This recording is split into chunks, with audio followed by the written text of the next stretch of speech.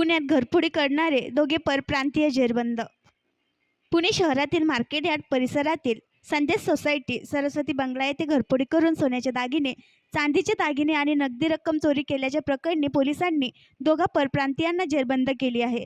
सिद्धू भैयालाल राजपूत वय 30 वर्ष आणि अनिल कुमार रामसिंग बल्ली राजपूत वय 27 वर्ष अशी आरोपींची नावे असून ते कानेमई अजुवा तालुका सिरातू जिल्हा कौशांबी उत्तर प्रदेश येथील राहणारे आहेत। पोलिसांनी त्यांना तेथे जाऊन अटक केली आहे। या प्रकरणी त्यांच्या विरोधात मार्केट यार्ड पोलीस ठाणे येथे 187/2023 क्रमांकाने गुन्हा नोंदविण्यात आला आहे।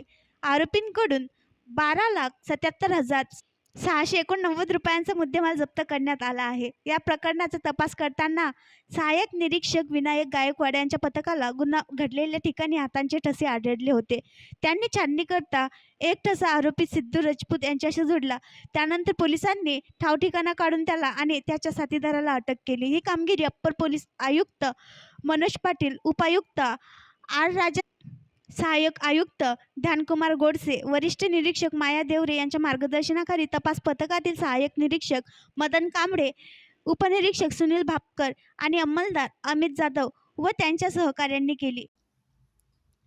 आणखी नवीन व्हिडिओ पाहण्यासाठी आमच्या देशमुख एक्सप्रेस न्यूज चॅनलला सबस्क्राईब करा, लाईक करा आणि शेअर करा।